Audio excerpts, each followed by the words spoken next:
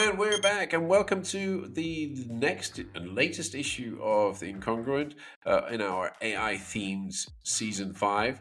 I'm joined today with a new voice. Who is my new voice today? Hi, I'm Radhika Mathur.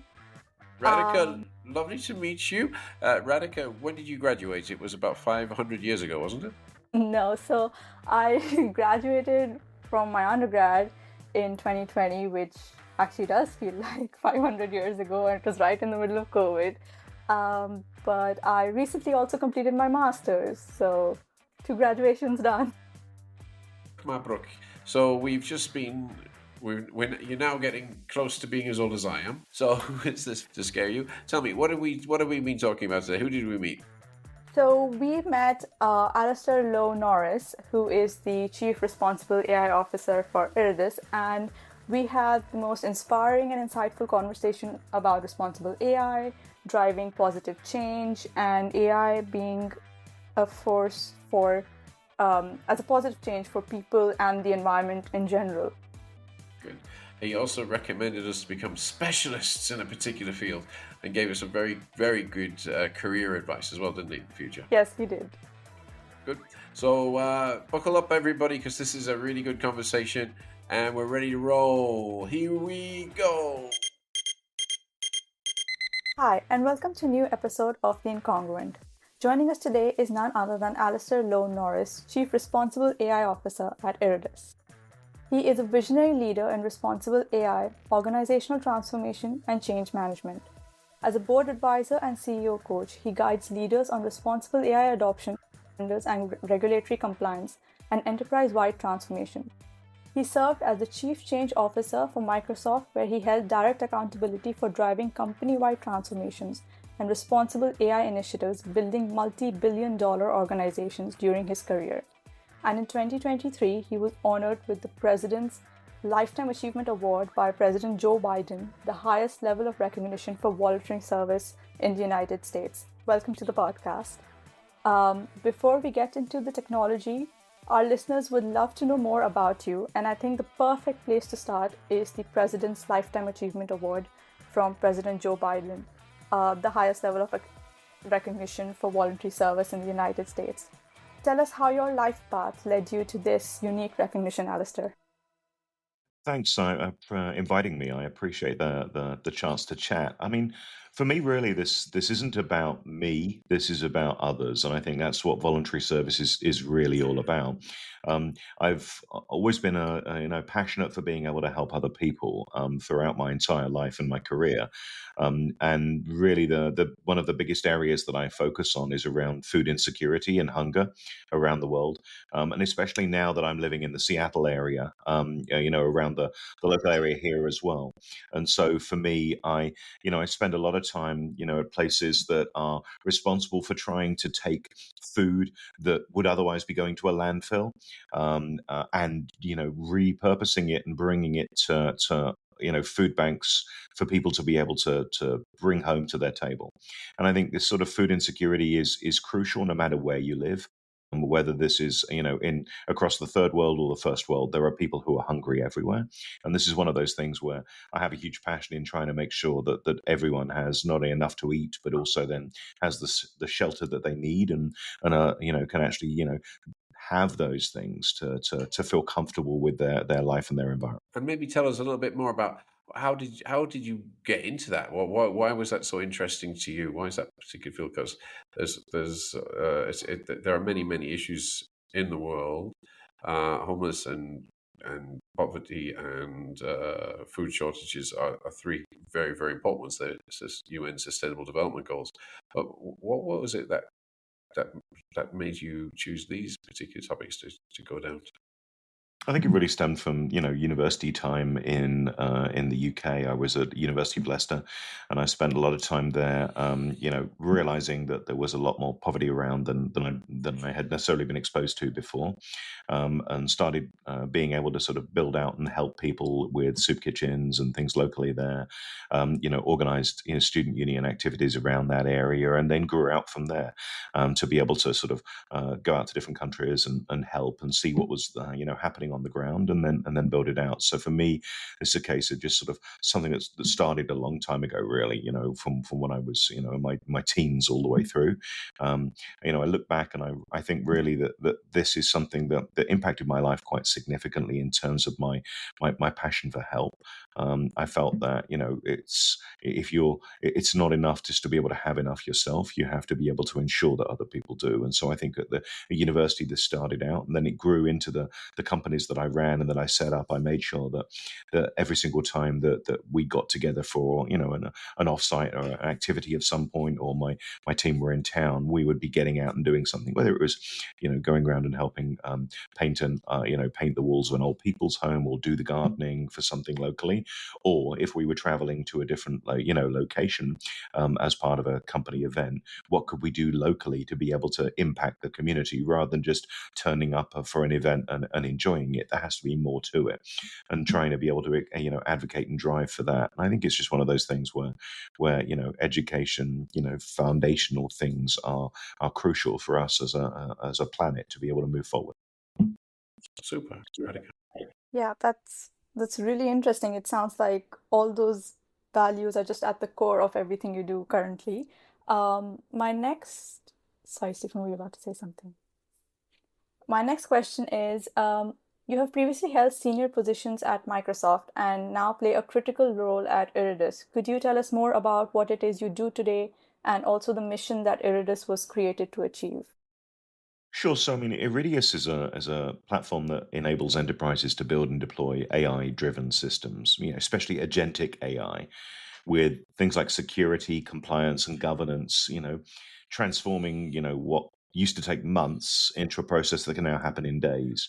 And the focus really is on delivering that AI that's not only fast and powerful, but also trustworthy and safe. And so for us, as we build that out, responsible AI has got to be at the heart of this. And we have a series of pillars and principles around this that are deeply embedded in our approach, so that we can make sure that if we're delivering solutions to enterprise companies, that they're enterprise grade, not least in the privacy and security that you would expect, but also around responsible AI. And I think that's the role that I have now is heavily focused on this area. So, at the company, we really look around three pillars of responsible AI.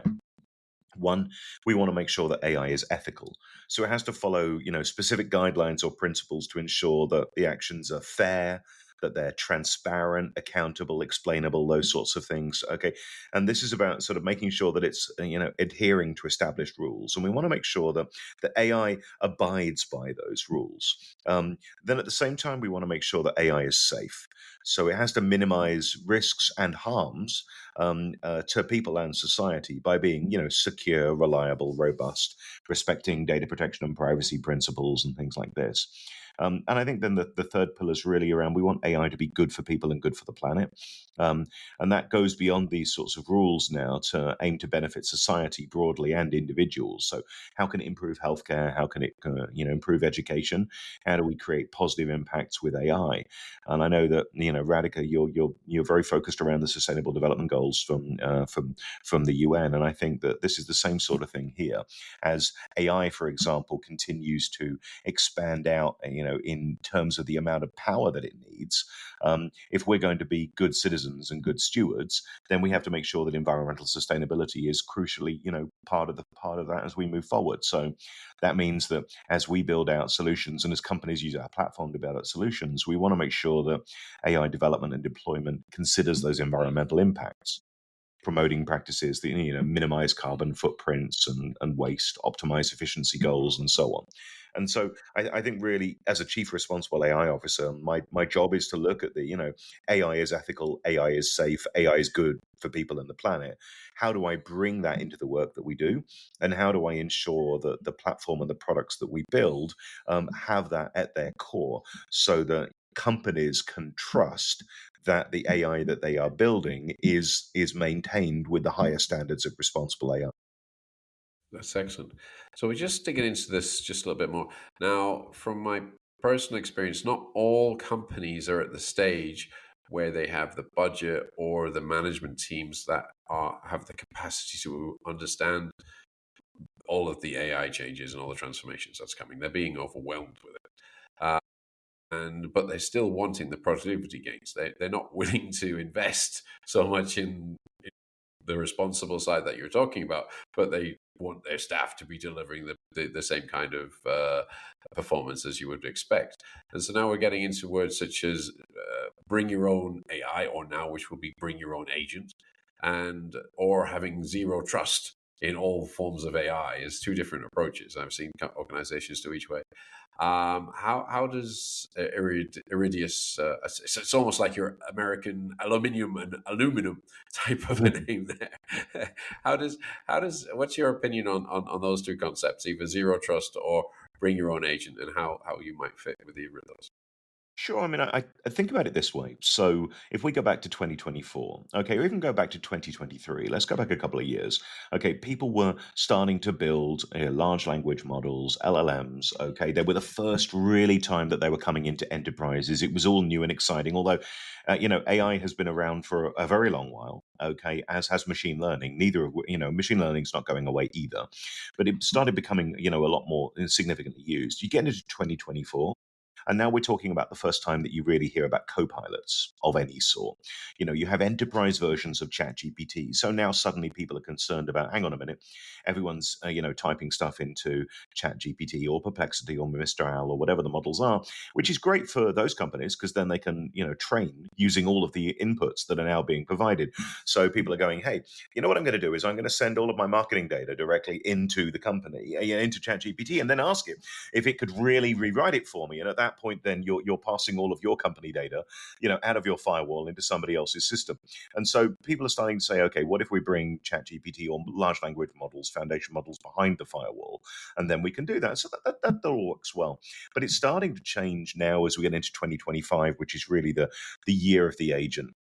And I think there's a big fundamental need. You talk about zero trust and you're talking about, bring your own agent. This is a case we're saying, okay, so now organizations are thinking about building agents. They want to be able to create, I would guess, small autonomous, pieces of software that are capable of doing tasks, that have goals. Okay. And the more complex of those, you can give a compass and a map to and say, head off in that direction. And I don't care if there are dragons in the way. It's entirely up to you to figure out a path. And in others, you're really bounding it down. You're saying, here are the inputs coming in. This is what I want you to think about and how to work on it. And here are the outputs I'm looking for. And it's a little bit more deterministic.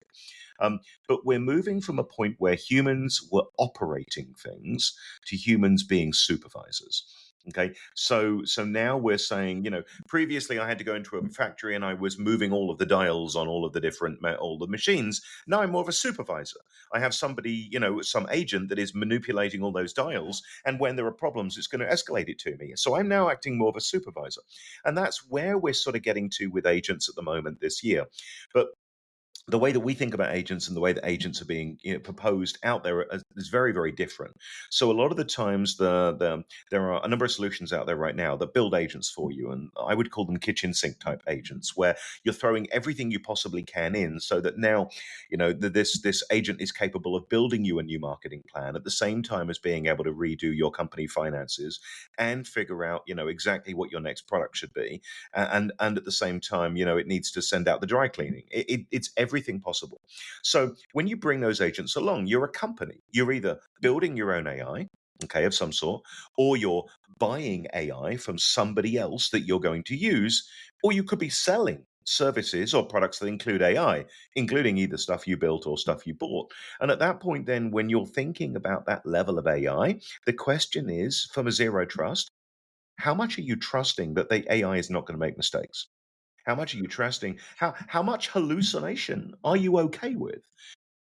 I mean, and when you're bringing your own agent, it's a bit like bringing your own laptop. There are security protocols out there that say that if I bring if I bring my own laptop to a company and connect it to the Wi-Fi, as long as the company allows it, that's fine. Because what it's going to do is it's going to propose a large amount of restrictions on what that laptop can and can't access and what you as a user can and can't access. And it's the same thing with agents. Okay. The bigger you make them, the more complex you make them, okay, the more chance that there is of some sort of failure or deviation, especially because this is the uses of these foundation models is very nascent at the moment. And then the question is around authentication and authorization. How much do you trust? And where do you put that boundary? So, the agents in an AI has a set of entitlements. What is it allowed to do? What are the boundaries around its behavior? How is that exactly going to be governed? And how do I know what it is doing? So, as I step away as an operator, as a human, and start becoming more of a supervisor, all of those different agents that are sort of joined together in whatever series of workflows I'm using, how do I know that each one individually can be trusted? And when you orchestrate them into a system, how do I know that the system can be trusted? Just because all of the 51,000 agents in this system are individually trusted doesn't mean when you put them all together that you can transitive trust that all of them are working. So there's a level of complexity and concern for around zero trust and bring your own agent that companies are just starting to get their head around. And it's about to get a lot worse than it currently is because companies, Satya Nadella, CEO of Microsoft, staying on stage talking about the fact you can have potentially dozens of agents, and companies we're talking to, a bank, for example, with 15 million accounts may well have hundreds of millions of agents, okay, running. That suddenly we're at a scale problem that is very, very different. And if I add one last thing here, okay, most of the time your CRM system, when you install it, doesn't make things up, but AI will. If it wants to please you, it'll definitely do that. That hallucination isn't all bad. If you want to be able to come up with new creative ways of doing it, you want it to hallucinate. Okay. If you and I, Stephen or Radhika, are trying to brainstorm some new ideas, we are hallucinating in terms of the way that AI thinks. So you don't want to block that, but you do want to give it some guardrails. And I think that's the whole concept here that really has to be thought through a lot, especially in the larger enterprises. Now, when we talk about these guardrails, this takes us into the complex issue of government regulation and national regulation, and whether it's the US, the UK, or the EU. What do you see as being the most serious lapses or problems that we're going to see ahead with regards to these agentic tools that we're now seeing widely deployed? I think the biggest concern right now is a lack of governance. I think that there are people inside organizations who are using AI that is not being controlled. And you wouldn't want somebody to be able to install loads and loads of software inside an organization and just use it without somebody ensuring that it met the procurement guidelines, ensuring that it met security and privacy guidelines. Okay. And so there's a lot of AI that is being built internally, that is being used, shadow AI, where people are using AI that they shouldn't be doing, or Yeah. at least happening under the table. And so the biggest problem, and the EU AI Act is probably the most robust piece of legislation out there. 500 pages, very, very strong. I think if I'm looking, you're over in Europe, I'm over in America at the moment. Colorado and Utah as states, have some pretty strong protections that have just been put in. Texas just did the same. California has a few and is growing. So when you have a federated collection of states like America does, each one of those then starts adding this in. You have whatever the federal government, from the Trump White House is putting in place as well, and so you end up with global multinational organizations that need to be able to ensure that they are applying the regulations correctly inside their organization. So if I have a company that wants to do business in Singapore, I need to abide by what Singapore tells us is a requirement. And every single one of these regulations, okay, of which there are hundreds around the world, are not Yeah. harmonized. They're not harmonized. So that when somebody says you need to be transparent, what Singapore means by transparency is not Australia, is not what the UK means, is not what the EU means. Harmonizing these is an absolute nightmare.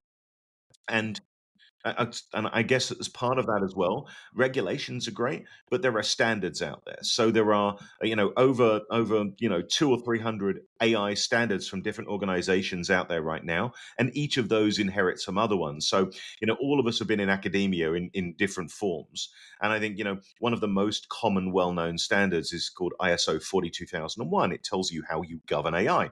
Yeah. And it's about 70 pages long, and it tells, here are about 20 to 30 things you really need to do. What you don't realize really when you read through this, unless you go into the detail, is that it inherits from about 70 other documents. So now I've got one 70-page document that costs $250 or €250 to buy, and it inherits from about 70 other documents that all need to be used if you want to be compliant. So now I need to buy another 69 or 70 documents at €250 each, okay, to be able to go and do that, each of which refers to white papers and academic papers. And the level of complexity, this sort of AI hairball of regulations and standards and so on, is an absolute nightmare to try and figure out.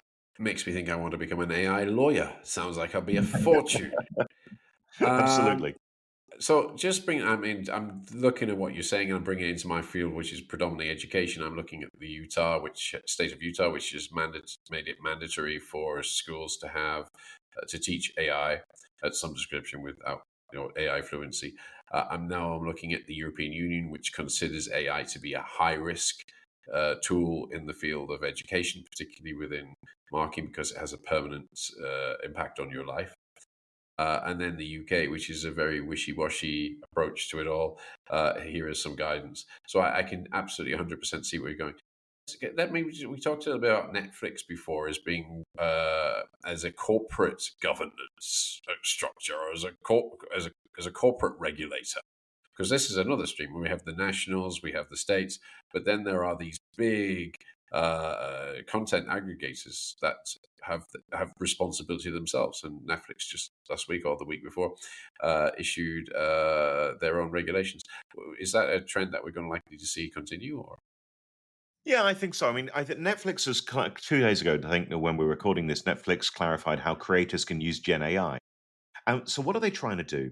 They're trying to put their own standards around what is allowed, what needs approval, and how to keep those final cuts safe and compliant. So this is all about responsible AI. So it's basically saying good governance is important, and we have standards. And when we procure, or when we purchase, okay, content, we want to ensure that it meets the requirements that we are laying down, because we do not want to break into jail as a company. And Microsoft did the same thing. So going back when I was involved with Microsoft, I left just over 3 years ago. The standards we were putting in place around responsible AI were focused on exactly this area. Okay, how do we know that what we're buying, or what we're building ourselves, or what we're selling? And in Netflix's service, it's buying content, okay, in which it is then selling to consumers through a subscription. So it is liable, and it doesn't want to be liable. To your point about armies of lawyers, okay, this is exactly the case. So the easiest solution, and Microsoft takes the same approach, is to say, this is very, very hard. So we're now putting the burden on the people making the content. Microsoft's point is, you are a company that wants to sell Microsoft a service, for example. So you can do that service, and probably have been for decades if you're a supplier, without using AI. But if you want to deliver that service using AI, whether because you want to make better images using an image processing pipeline, or you want to create copy in a certain way, or you're going to, whatever it is that you're doing, if your people are going to be using AI to deliver a service, then Microsoft has a huge number of standards around AI that you need to meet. You need to do things like AI red teaming, okay, black hat, white hat, attacks on the infrastructure to ensure that whatever you're doing is right. And so marketing companies that come along and want to do just a little bit of work here and there with AI suddenly have a huge compliance burden that hits them like a ton of bricks. And this is the same thing with Netflix. What Netflix is saying is, if you are coming to me with, or coming to us with a piece of content, we clearly need to know, what did you get approval to do? Who owns the IP? And so what we're doing as Netflix is we're saying, here's what is allowed and what isn't allowed. Here's what you have to declare up front. Okay.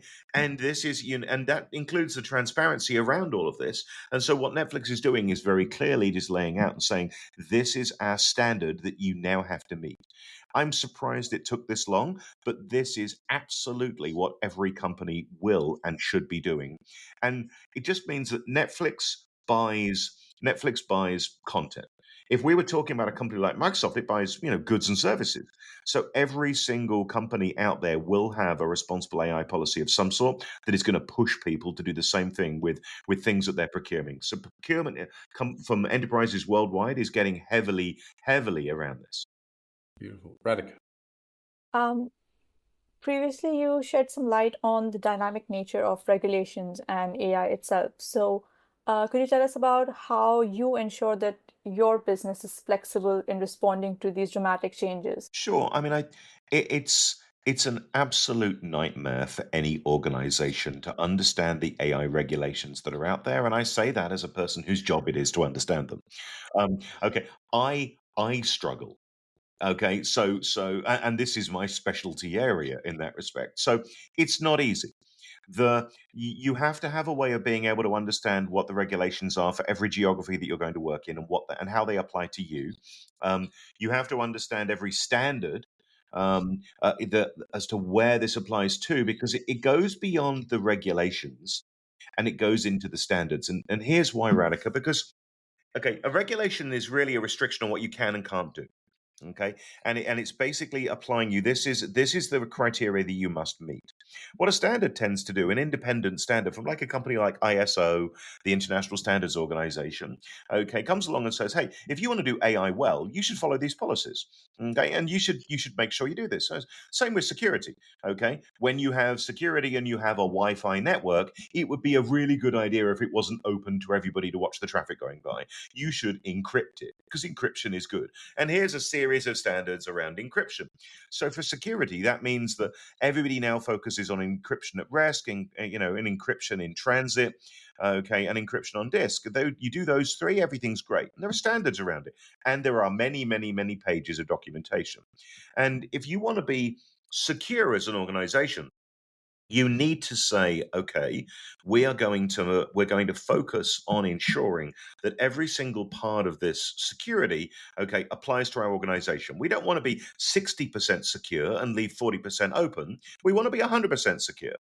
What people are struggling with right now is how do you make sure you're 100% compliant with AI? Because if you want it to be unbiased, there are reams of documentation, okay, on how to not be biased, but somebody has to take ownership of that and ensure that whatever is being done isn't biased. And so I think the answer to all of this comes back to the same thing, Radiger, over and over, where there has to be an AI charter. There has to be responsible AI governance. There has to be a committee, an organizational committee that guides AI inside an organization with heavy sponsorship at the top, and that there have to be teams of people whose job it is to be able to ensure that this is being used effectively. In the largest organizations, this is what you have to do. Yeah, that's actually a very interesting point because, like you said, there's so much responsible AI and it's crucial to eliminate bias. So you are a leading player in change management, and many of our listeners are just leaving university and are yet to experience change of the magnitude that you have led. What advice or top tips can you offer them to survive and thrive in the turbulent future that lies ahead of them? Sure. So we're talking. So there's a couple of things here. First of all, I actually think that the youngest generation, so I have young kids at the moment. I have one who's 13 and one who's 10. Their ability to be able to handle constant and ongoing change is going to be much better than in some ways it was with previous generations, like going back like myself. So I think that I'm encouraged that being able to have the grit and determination, and the resilience to be able to get through this is something that's good. That's going to come along anyway. I think when you think about change management, we're talking about human change management, and every human, okay, goes through change of some sort. It doesn't have to be significant. It doesn't have to be, oh, somebody's getting married or getting a divorce or there's a death in the family, although those things happen. But change of all sorts is very human. And I think that if you want to be able to go to a university, you have to make a choice. What's the change? Which university are you going to go to? Which college is the right one? What about colleges in other countries? These are all decisions that have to be made, but ultimately there are changes. And I think when you're talking about the younger generation, okay, what we're saying here is if you have 5 or 6 people and you want them to change, you can grab them all, Go down the pub, take them to a park, have a walk, talk to them, and you can help them through the change. It's a small number. When you get into tens, hundreds, thousands, tens of thousands of people to change, you can't do that sort of local based work anymore, certainly not at the higher level. So there needs to be some sort of organizational way of managing this across an enterprise. And that's what enterprise change management or organizational change management is about. And so the great thing here is that if you think about project management as a comparative discipline, project management has a structured organization called the Project Management Institute, or PMI. It was created in 1969. Project management's been around, for more than 100 years. The principles of this is very well known and very well understood. Change management, although it's been talked about for over 100 years as a discipline, is very nascent. When we created the Association of Change Management Professionals, or the ACMP, we only did it in 2009, 2010. It's very new. Okay, so the discipline of this is new. People are going, oh, yes, I've got 50 years of change management. It's a bit like, really? Okay, that'd be impressive. Okay, because there aren't that many people with that much experience in it. And I think for younger generation here, it's easier to be able to connect into. And I encourage anyone who goes to goes to a college, goes to a university, comes out, goes into the workforce. It's easy to be able to gravitate towards things like project management and having a look at that because it's well understood. Change management is a huge thing because you're talking about the psychological behavioral change that's necessary to nudge humans in a direction that they may not want to go, and that they will have resistance to against. And resistance is natural, and there's a way of being able to help them through that. And the structured processes published on websites, and you can use ChatGPT and others to be able to guide you in this. But it's a discipline, a professional discipline that has a huge amount of value and is going to become more and more at the forefront of all of these changes that are happening. So as change is constant and getting more and more complex, I think that the need for change management is not only ever present, but it's going to be needed significantly more. Yeah, I'm sorry, Radhika. Go I was ahead. just saying that it was interesting that you said about being open to change because, like we were talking about regulation earlier, you brought up the fact that whereas one country might be very hesitant to it and see it as sort of an evil, another country is more open to it and teaching students in schools how to use it to their advantage. And I think that's really essential with the younger generation coming up now. Sure. I think Radhika, when you think about this, and we're all involved with education to some extent here. I think that using ChatGPT in the classroom is a nice contentious topic to go down rat holes on. Okay, for this, and how do you adjust the way that you teach to ensure that this is happening? But I think it's a different conversation to have here. ChatGPT and others are tools. AI are tools. Okay, much like teachers didn't want calculators in the classroom because it would stop people being able to do mental arithmetic.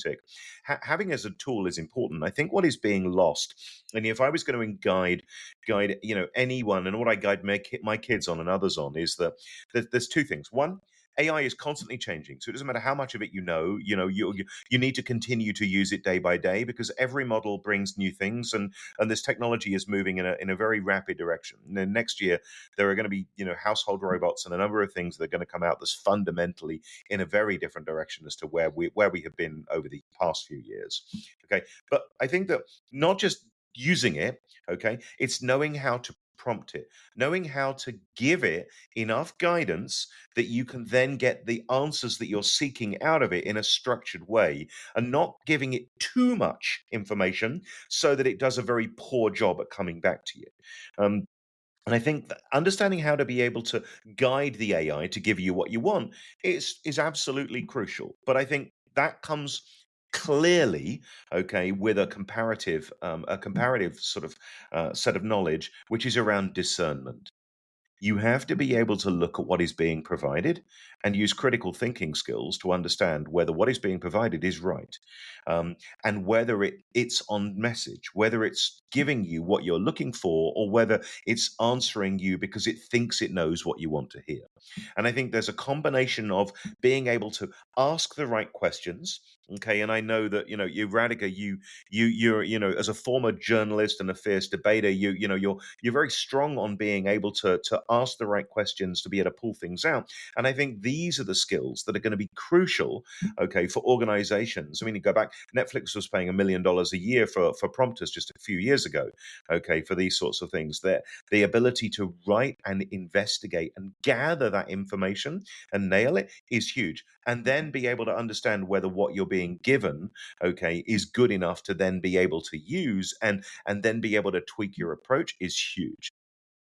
I totally agree with that. I've been mulling in my head that for every AI tool out there, you need 2 humans to review its content. Um, I'm serious, because when I'm using the AI to produce my content, I am so in love. It's partially my input and my output, because I put so much into it, that I am positively biased to the AI's output that I can't see all the mistakes. And it's only when I share my output with someone else and they go, "What is this?" And suddenly go, "Oh my God, I would never have done that if it was my own mistake." But because I helped produce it, it's crazy. We're I coming to the agree. end of we're coming to the end of this really inspiring conversation, and I've really enjoyed it. I'm sure Radiker has as well, and you've added so much value here. And I really wanted just to ask: you have produced so much great, fantastic content. You've written several technology books, handbooks on different Microsoft technologies, I believe. And you've created so much valuable knowledge. You've got your own podcast. What would you advise someone if they wish to follow, Alistair's path and become just like you? What's the first step? If we were the hobbits coming out of our little home, what's the first step so we keep walking onwards? I will tell you that this is the right question at the right time. Responsible AI is at its nascent level. It's really okay at the birth. The idea of AI ethics and AI governance, nobody really knows exactly how to do it well right now, because the models and the what's happening at the foundation level with the foundation models is changing so fundamentally every few months that the idea of how to get your arms around this is very difficult. So I think that there's an opportunity here for people to really understand what's going on with responsible AI, find a niche that interests them. Whether this is about environmental sustainability and you're passionate about AI for good for people, good for the planet, how do you drive that? Maybe this is about making better legislation and you're talking about army of lawyers. Maybe this is something that you're interested in. Maybe it's advocacy. Maybe we're talking about the fact that society is being disenfranchised because people are putting AI out there that is stopping people getting jobs because they haven't thought through the bias side of it.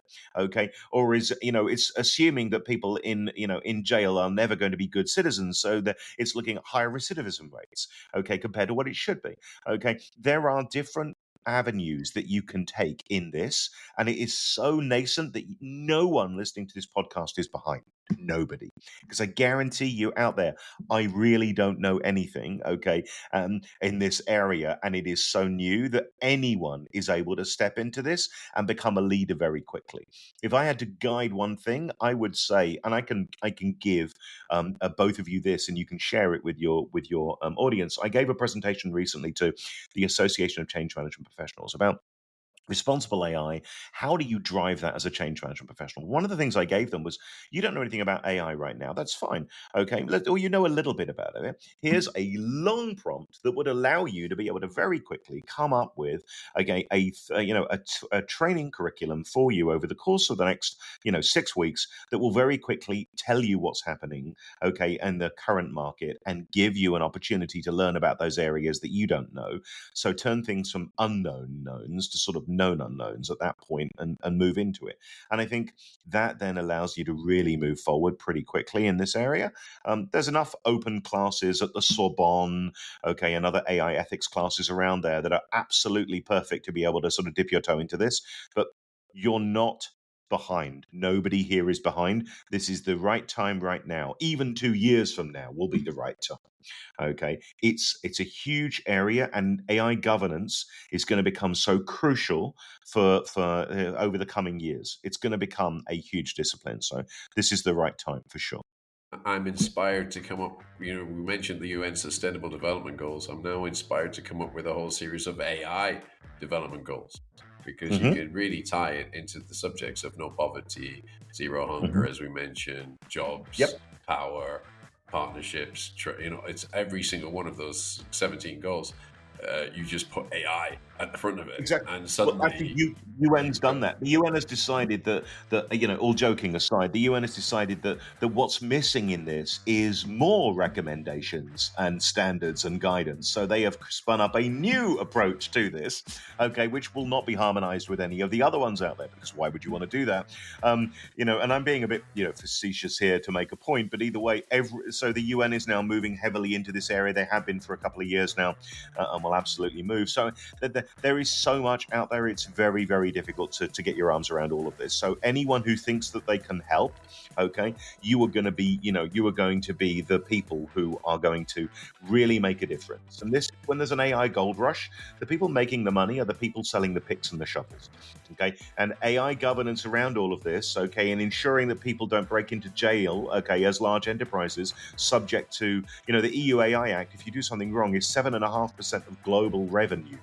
Okay, that's a large number. You don't want to pay a fine of 7.5% of global annual revenue, and so any way you can stop that happening, okay, is absolutely going to be crucial.